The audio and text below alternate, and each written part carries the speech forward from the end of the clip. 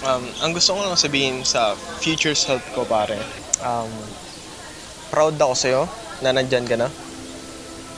Proud ako kasi naabot mo na lahat ng mga gusto mo dati, ngayon, and naabot mo na siya ngayon, okay? Proud ako because you did it, man. Hindi ka sumuko na kahit ano man yung problema, pagsubok na pinagdaanan mo along the way, hindi ka sumuko kaya nandyan ka ngayon. And you know what? Malaki yung magagawa mo na impact ngayon kasi mayroon ka ng um, napatunayan. Marami ka ng pera, sigurado ako. Alam ko, nakapagpatayo ka na rin ng maraming building, ng mga churches, mga projects, benefits sa community na meron ka ngayon dyan sa Balongaw. Dyan ka na ipanganak eh. And alam ko, you know what? Wag mong kalimutan yung ngayon. Siguro sa dami mo nang nagawa, dami mo nang nagawa sa buhay mo ngayon, dami mo nang mga achievements. Wag mong kalimutan yung dating ikaw, okay? Mamaya mayabang ka na kasi ang dami mo ng mga achievements ba. Pero isipin mo lagi, i-remind mo lagi yung sarili mo na nagsimula ka sa zero before. Nagsimula ka na, sa wala, and nag-start ka dito. Okay, wag mong kalimutan to, pare. And lumalaki na yung ulo mo because sa ang daming mga feedback ng mga magagandang ginawa mo. Okay? Wag mong kalimutan to.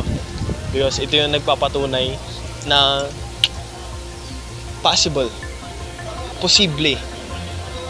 And napatunayan mo na nothing is impossible. Okay? Luke 1:37. Gaya nung story ni Jesus. Okay?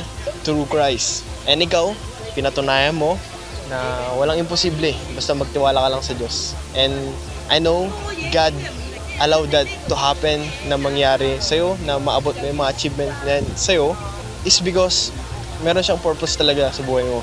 And wag mong kakalimutan yun. Huwag mong kakalimutan yan. Baka nakalimutan mo na kasi. Okay?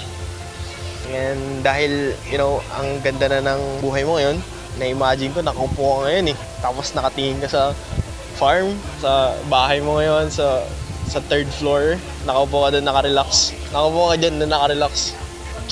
You know what? Huwag mong kalimutan to.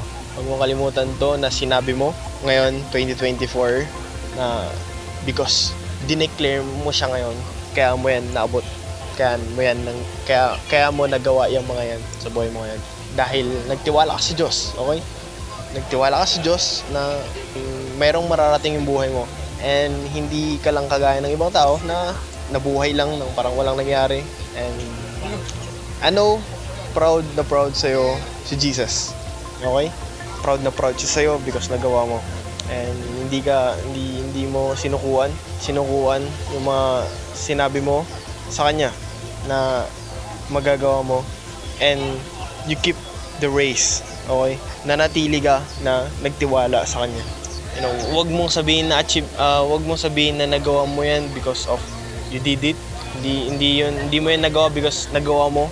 Nagawa mo yan because inalaw yun ng Diyos na mangyari sa'yo. And inalaw yun ng Diyos na nandyan ka sa kalagayan mo ngayon. And pasalamat ka sa parents mo because tinuruan ka ng mga bagay na magaganda. And alam ko nagawa mo na yung naisulat mo sa vision board, yung 100,000 pesos na bigay mo sa kanila sa bank account nila. And alam ko sobra-sobra pa dun yung naibigay mo na ngayon. Na ngayon hindi ko pa siya nagagawa. Pero nagawa mo na because that's ikaw yung future, pare. And ito yung dating self mo. Kaya ako to sinasabi, hindi ko pa siya nagagawa. Pero nagawa mo na. And I'm proud of you, pare. And marami ka pang gagawin. Okay? I'm proud of you, pare. Let's go.